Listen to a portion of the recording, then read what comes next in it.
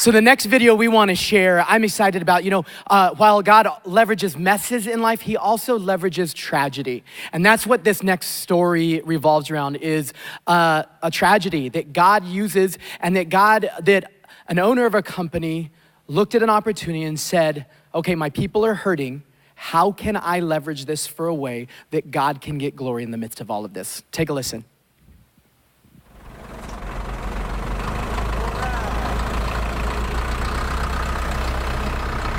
Monday, October 3rd, we had a normal day, just like any other day. We had our folks come in, we had a meeting, and then we deployed our team out.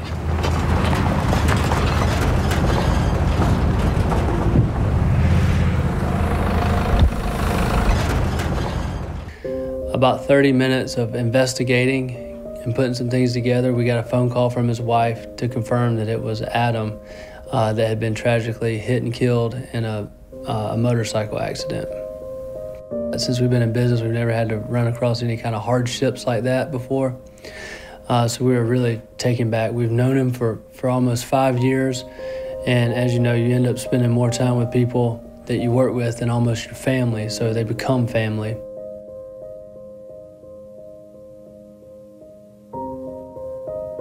When I answered the phone, he was explaining to me that one of the crew members had died in a car accident that morning on the way to work.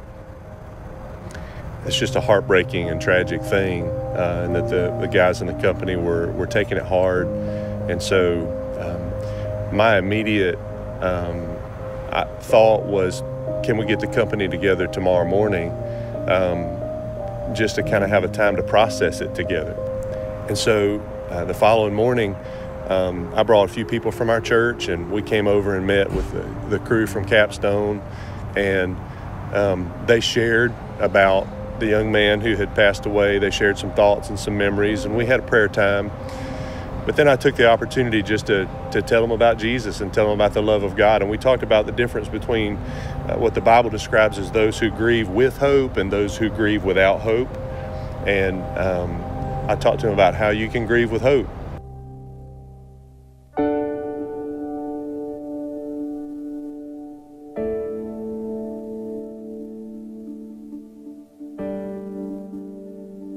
What does God set out in the Bible as the next steps after receiving Christ? And clearly it talks about baptism. And so, we talked about, man, wouldn't it be cool if we could just baptize them here,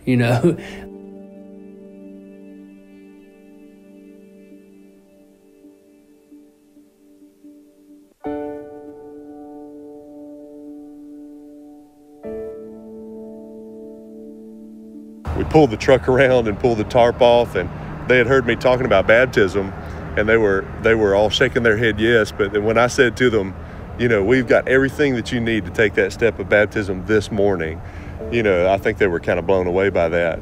It was a cool October morning, and it was drizzling rain, and I jumped up in the pool and stood there freezing to death. I said, guys, I'm not asking you to do anything I'm not doing. I said, I know that most of you guys have done wild and crazy things that have been bad for you. I'm asking you to do a wild and crazy thing this morning that's actually good for your soul. And so one by one, they came up on the back of that flatbed truck and climbed up in that pool of cold water and let me baptize them. And they came up, and the joy on their faces was just incredible. To be able to share that story has been amazing.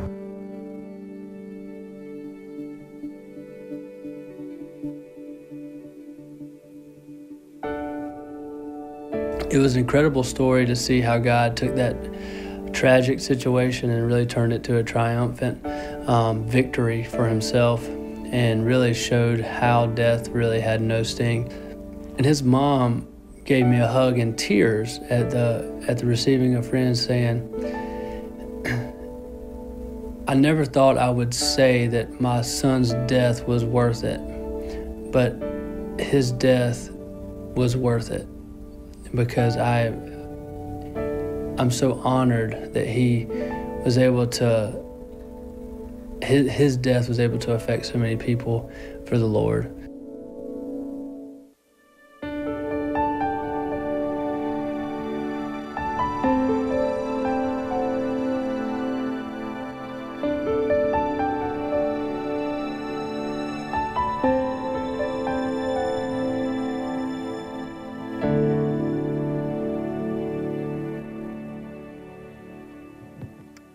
What'd you think of that?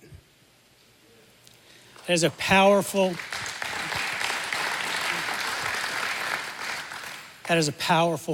testimony. I tell you, I've watched it probably 20 times. It hits me the same way just now as it did the very first time I saw it. What a testimony for a company to have in their community with their team. I want to go ahead and ask you to help me welcome Derek Gracely and Dr. David Walker.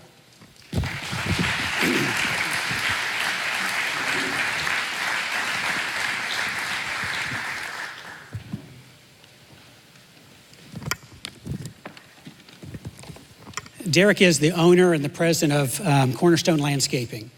David Walker is the pastor, the senior pastor of Impact Community Church. Both guys are down in the Spartanburg, Greenville, South Carolina area. They agreed to join us today. Guys, first off, let's just kind of set the stage. Derek, tell us a little about Cornerstone. Yeah. So, is that good? Make sure it works. Capstone. So Capstone, we started in 2007, right out of our driveway. We had no idea what we were doing, but we knew we wanted to create a business that we could grow, and that we could, eventually hopefully have the opportunity to impact some people one day. Had no idea that it would be this way, but landscaping seemed to be the avenue to do it. David, tell us a little about Impact Community. Yes, sir. We are a 3-year-old church plant. We meet in a YMCA in Spartanburg, actually in Duncan. We have developed sort of the philosophy of just making the effort to operate outside of sort of what the norms have been of church, what you would consider church outreach, to build connections with our community rather than just thinking we just need to be a church that attracts people to come to our worship service. So we try very hard to build bridges to the community. Okay, so I'm curious, were you guys, how'd you meet? Were you college buddies? Did you meet at Kroger? Did you go to church together already? Yeah. What brought you together?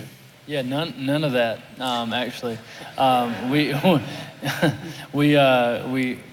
never ran across each other before. Probably good for you. Would have messed you up. He's a Clemson Tiger and I'm a Carolina Gamecock. Yeah, so we have nothing in common. We're natural enemies. If it weren't for the grace of God. On him. Yeah. So I'm a member of C12, and I remember there was we do what's called core business presentation. We present our businesses. Everybody goes around and it's you present it kind of like a board of directors, and boy, they just chew you up afterwards. They beat you to pieces and ask you questions that they wish you wish they wouldn't.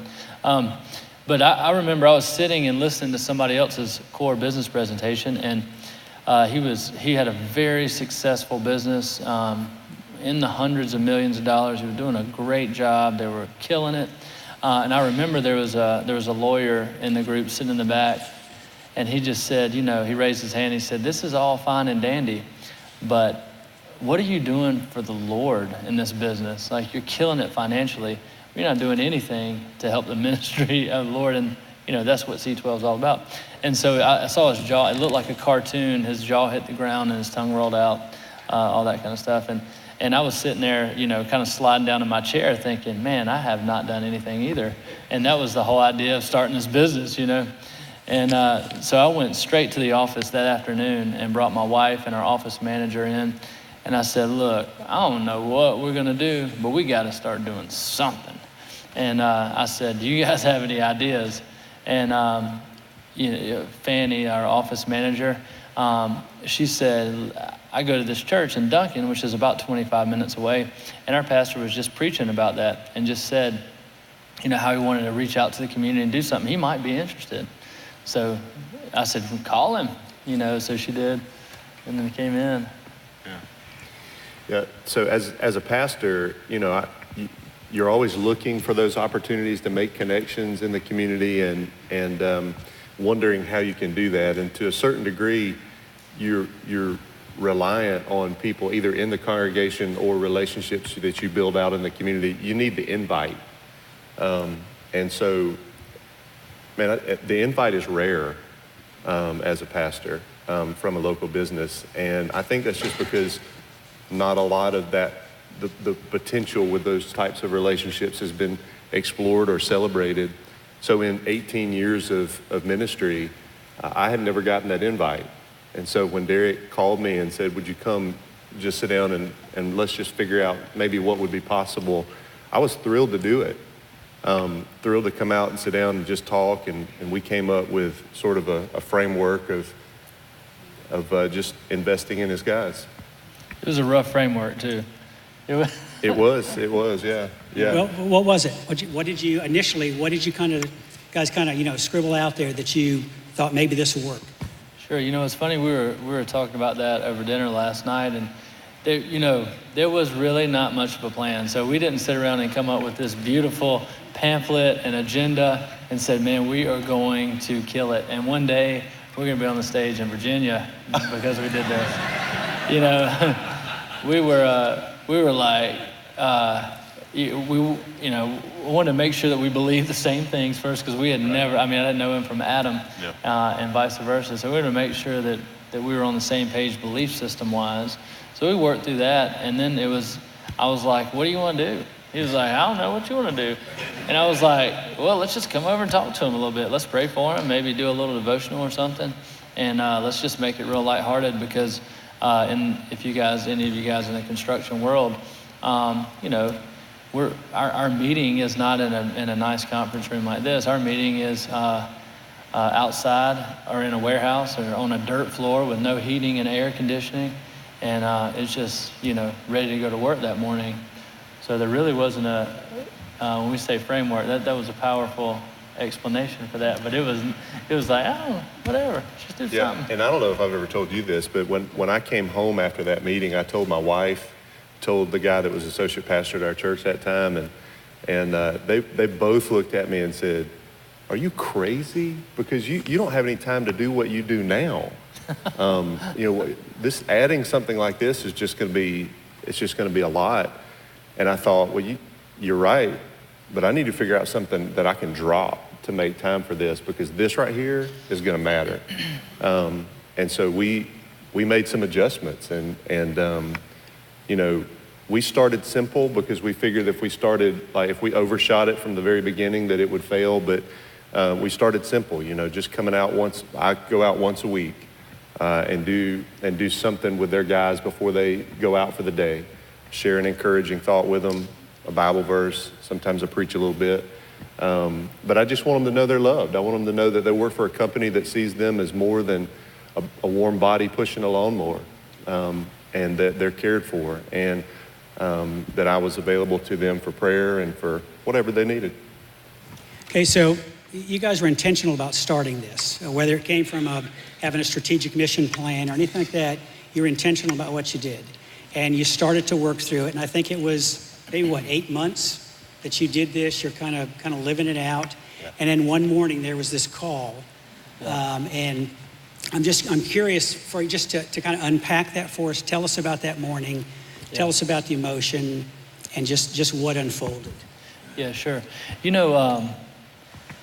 I want to start answering that by just saying that when we did start it, there was everybody had their kind of blocks up. But we made sure that when we introduced Pastor David, that we presented it in a way that, hey, we're here just to care about you guys. We're here. He's not my undercover. Find out everything about you guys and then report it to me so that I can fire you kind of thing. It was really like, hey, what can we do to help you? If it's counseling, if it's being there for your family or your, whatever it is. So when, fast forward 8 months, we were actually having a company meeting that we had every month. And this gentleman, Adam, that he had been with us for over 5 years, and the guy was never late. For you business owners in there, he was that employee. We were like, this guy is always here. He's never late. He never misses. He hadn't been sick in his life. He was a model employee. And he no call, no showed that day. I was like, this is crazy. And he worked with the same gentleman for those 5 years. They were best friends. And I had asked Matt, I said, Matt, man, where is Adam? I haven't seen him. It's totally not like him. He said, man, he texted me that he was coming into work today and he was on the way. They talked almost every morning before work and then worked together all day. And he said, I don't know where he was. Well, about 10 or 10:30 after the meeting, we still hadn't showed up. Nobody could get in touch with him. So we knew something was weird. My wife and I, we didn't know what to do because we kind of started thinking the worst because nobody could get in touch. And then his wife called in. So his wife called into our office seeing if he had shown up for work, and he didn't. So we instantly hopped in the car and started driving around to see if we could find him. Okay, what happened next? And so when we found out, we saw the ambulance. It was right down the street from our shop. I mean, he was only a half a mile from being into the office. He was driving a motorcycle down the street. A car pulled out right in front of him. He was going the speed limit. Everything was fine. He T-boned right into the side of this truck, killed him instantly on impact, and we had no idea what to do. I mean, we were just totally overwhelmed. Everybody was sad. I'll never forget. We went to tell. We knew that it was be a tragic piece to explain to his partner. So my wife and I hopped in the car and just went there. And when we told him, he literally fell face first into the street, uncontrollably crying. It was so sad. And at that point, we realized, man, we have got to do something, not just for Matt, but for the company. So it was very sad. I think it was more sad to see his partner find out than it was initially than even his wife. I mean, it was really, really a sad thing. So then we kind of, I called Pastor David pretty much immediately and said, look, we have a situation. We had a gentleman hit and killed, and this is a bad deal. And we just kind of talked about what we could do to have an impact on for this opportunity. And he said, hey man, I really think let's have a little service in the morning. I'll come speak to the people, and then we can talk. So the next morning, Pastor David was there at 7 o'clock. We had the whole company in. It was pretty sad, but we just shared about it. We just said, hey, let's just talk about Adam. We invited his wife and his kids and his parents. And so we were just in there just talking stories about Adam. And he was a little short guy. This guy was probably 5'4", maybe, and 110 pounds soaking wet. I mean, he was just a little guy. And so, but he had a huge heart. And we just, everybody shared stories about him. And then at the end, Pastor David, gave a awesome story about the sting of death and how we didn't have to go through that. I wish I could tell that whole story. It was a good message. If we would have, you should re-say that at your church. Yeah. But he used a great analogy about a bee sting, and I mean there wasn't a dry eye in the place. He said, if maybe you don't know that you're going to heaven if you die, and raise your hand. And we had 11 people raise their hand that day. One of them that the video didn't show was actually my dad that was in the room. So my dad received Christ that day, which was a huge win, obviously, for the family and all that. So then we kind of went from there, and afterwards, we were celebrating like crazy. We were like, can you believe that? 11 people just raise their hand to receive Christ. Like, what in the world are we going to do next? I don't want to just high five them and roll out. So we got to figure out something. This is cool. And I didn't want to act too excited because, we just it was a sad situation. Everybody was sad. And so, we talked later that day and we said, we need to set out some next steps for these folks so that they don't feel left out after, a pretty life-changing experience happened. So we talked about the opportunity of baptism and how would that look and how could we do it. And we said, should we bring them all the way up to Impact or what should we do? And we bounced around some ideas and just came up with the whole concept of throwing a baptism pool in the back of a landscape truck, filling it up with water. And we were like, man, this is a dumb idea. at first we were thinking they're going to look at us like they just saw the ghost of Elvis when we pull up in this. And we prayed before, the night before, saying, Lord, if one person gets in this pool, man, it would be a win, and just to see if anybody would follow through where they raised their hand the day before, or a few days prior. So we had a company meeting that Friday, just again, out in the dirt, standing out, hanging out, and Pastor David's talking to him, just saying, hey, just want you to know, again, just caring about them. I'm here for you. If you want to come talk, if you have some issues with this, if you have something going on in your life, man, I'm here just to talk to you. And then he starts talking about, was there anybody else that needs to get right with the Lord? And so we pulled up on this truck. We kind of had it hidden because I didn't want to freak everybody out. I thought they might leave before. So we had it tucked away with a tarp over it so nobody could see it. So I pulled up kind of right as he was finishing, and we just untarped the back of the pool, and everybody's jaw kind of hit. I was driving, so everybody's jaw was like, what? And instantly, the excuses started going. Well, I would, but I don't have any clothes. I got to work after this. I can't do that. And so we had already our church, the local church that we work with. It gave us a bunch of clothes and different stuff. We said, hey, it's no problem. We got clothes, socks, underwear, and so we had boxes lined up. And so they, we were like, well, what's the excuse now? And so they didn't have one. They started changing clothes and hopping up there. So it was pretty cool. So David, tell us when you got the call from Derek. Just kind of, we've heard Derek's side. Let's hear your side as the pastor, as their chaplain. Sure. Yeah. Well, it's interesting, Greg. One of my takeaways from this has been that so it's a 30-minute drive from where I live and work to Capstone, which in the grand scheme of things is not that far, but it's interstate, and it oftentimes is backed up with traffic at that time of the morning, and so it becomes a challenge from time to time.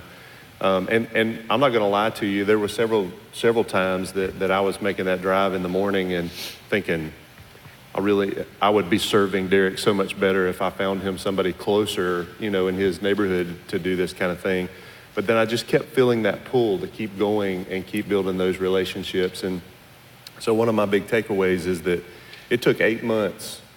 God knew what he was doing.